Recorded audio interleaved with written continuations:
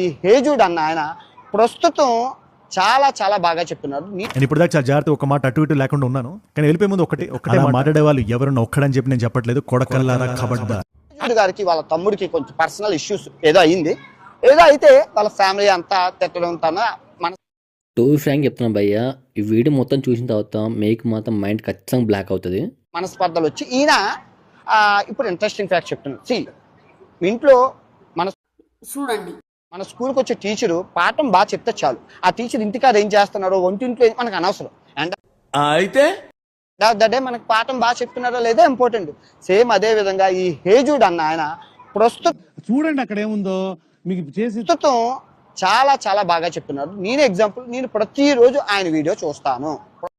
నాకు నవ్వు వచ్చింది ఏంటంటే భయ్య, అంతకుముందుకు ఒక వీడియో వచ్చింది, ఆ క్లిప్ పెడతాను మీకు చూడండి. ఆ తర్వాత మీ డైరెక్ట్ అయిపోయింది మీ కామెంట్లు అనేది.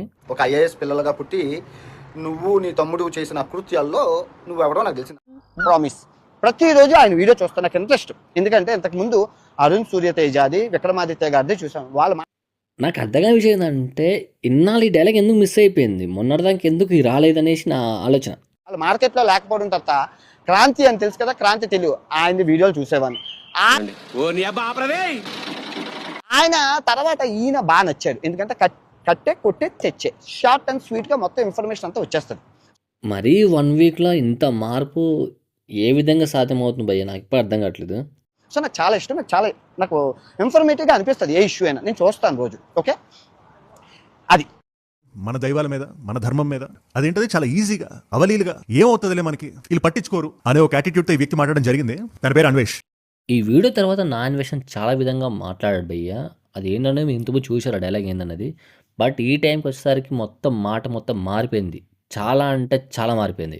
సీతమ్మ తల్లి లాంటి వ్యక్తిని ఒక మాట అంటే మీకు కూడా ఎక్కడో చిక్కుమని ఉంటుంది కదా. అవును సార్, నేను అదే ఫీల్ అవుతున్నాను. ఇది విను. ఇలాంటి వ్యక్తిని మనం ఏ విధంగా నమ్మాలా, ఇది జనాలకి అయితే అర్థం కావట్లేదు భయ్య. అంటే డైలాగులు వస్తూ ఉన్నాయి ప్రతి ఒక్కరికి. ఇది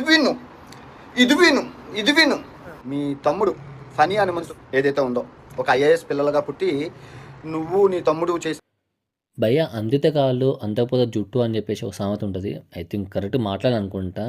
కానీ ఇదే విధంగా అయితే ఈ వ్యక్తి మాట్లాడడం అయితే జరిగింది భయ్య. మొన్నటిదాకా ఒక మాట ఏ విధంగా చూశారు కదా, ఏదో బ్లాక్మెయిల్ చేసినట్టుగా మాట్లాడాడు. ఇప్పుడు వచ్చేసి నేను వీడియోలు చూస్తాను, నాకు నస్తాయి, ఇది ఏదని చెప్పేసి ఎందుకు భయ్య అంత రాద్ధాంతం. సో దీన్ని బట్టి అర్థమైంది ఏంటిది, నువ్వు తప్పు చేసిన ఒప్పుకుంటే అయిపోతాయి కదా, ఈ లొల్లంతా ఎందుకు పంచాయతీ అంతా. అన్వేష్, నువ్వు మాట్లాడిన తప్పని నీకు తెలుసు, అందరికి తెలుసు. ఇప్పుడు స్వేచ్ఛ అది ఇది అని చెప్పేసి మాట్లాడుతూ ఉన్నావు. జనాలు అర్థమవుతుంది భయ్య, నీకు సబ్స్క్రైబ్ అయిన తర్వాత నీ మైండ్ కొంచెం దొబ్బింది చెప్పేసి చాలామంది అనుకుంటా ఉన్నారు. ఇది మాత్రం గ్యారంటీ.